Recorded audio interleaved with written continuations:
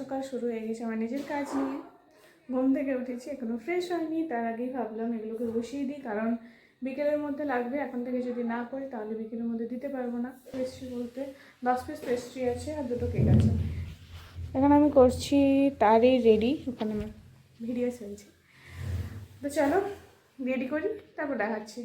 কেকটা বসিয়ে দিয়েছি, কেকটা হতে হতে এরপর নিজে হব ফ্রেশ।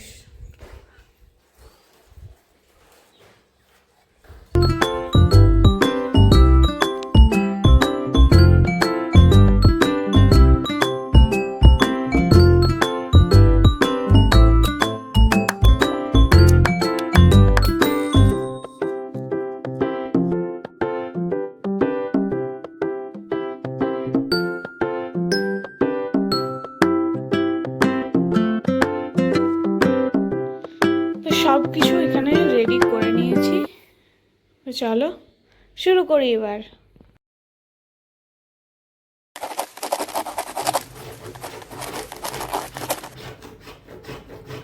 প্রতিটা কেকের পিছনে এরকম এতটা করে স্ট্রাগল থাকে, আর বেশি থাকে না। যেটা যেরকম সেটার পিছনে সেরকম স্ট্রাগল থাকে। দুটোর আইসিং করা কমপ্লিট। এরপর যেহেতু চকলেটটা আছে তাই চকলেটের জন্য চকলেটটাকে রেডি করছি। একটা কমপ্লিট হয়েছে, আর একটা হাফ কমপ্লিট, একটা এখনও কমপ্লিট হয়নি। কমপ্লিট কেন, কিছুই হয়নি। আর এদিকে আমি কারেন্ট চলে গেছে আর আমার ক্রিমের পড়ে গেছে শর্টেজ। আমি জানি না কারেন্ট কখন আসবে, কি আসবে। এই জায়গাটার অবস্থা এরকম হয়ে আছে, কখন কারেন্ট দেবে জানি না। কারেন্ট না দিলে আমার হয়ে গেল, বিকেলবেলায় দিতে হবে। অথচ বাইরে রোদ দিচ্ছে, বাইরে রোদ, কিন্তু তারপরেও কারেন্ট নেই। কী ব্যাপার জানি না, কারণ ছাড়া কী জন্য কারেন্ট কাটে সত্যি আমি বুঝতে পারি না।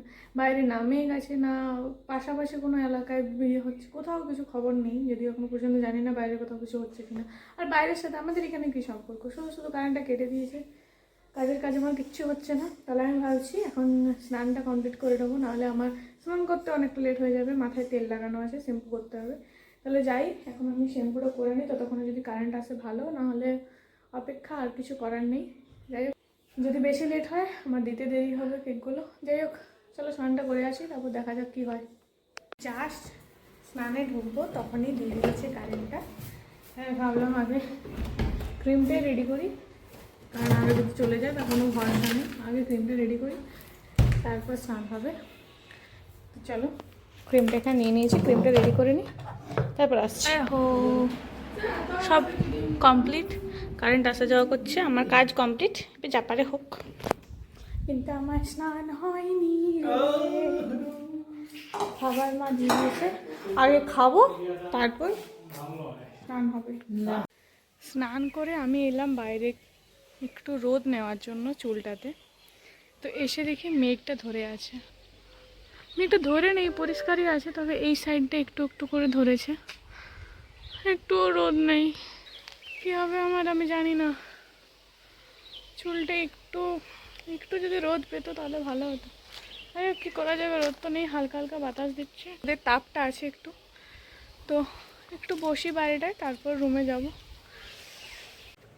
এগুলোর আজ অর্ডার আছে, তো এগুলো আমাকে দিতে হবে। আর বাইরে বৃষ্টি দেখবে, বাইরে হচ্ছে প্রচণ্ড পরিমাণে বৃষ্টি, আর প্রচণ্ড পরিমাণে বিদ্যুৎ চমকাচ্ছে। আমি জানি না এগুলো কীভাবে পৌঁছাবো। সব কিছু মোটামুটি রেডি আছে, জাস্ট প্যাকেটিং করা বাকি।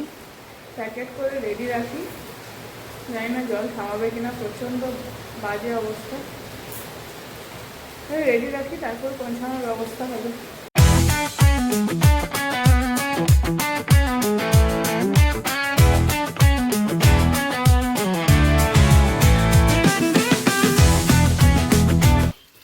জলটা একটু কমেছে, ভিতরে ভিতরে পড়ছে, কিন্তু লাইটিং তো হচ্ছেই। যাই হোক, আমাকে দিয়ে আসতে হবে। প্যাকেট করে নিয়েছি, একটু ঠিকঠাক হোক, ভয়ও লাগছে। যদিও বেশি দূরে নয়, সামনেই। তো যাই, পৌঁছে দিয়ে চলে আসি তাড়াতাড়ি, ওয়েদারটা আরও বেশি খারাপ হওয়ার আগে। কারণ যদি আরও শুরু হয়ে যায় তাহলে অনেকটা লেট হয়ে যাবে। তাদের টাইম মতো জিনিসটা পৌঁছাবে না। কি করা যায়?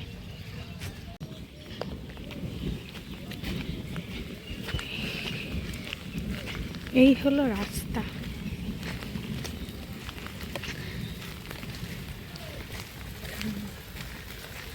মাতাজি কোথায়? ওদিকে পাইনি, কোন দিকে খুঁজে পেয়েছি। দুজনের হাতে দুটো ব্যাগ দিয়ে আসি। ইস কি অবস্থা! দিনটা শুরু করেছি ব্রাশ দিয়ে, শেষ করছি ব্রাশ দিয়ে।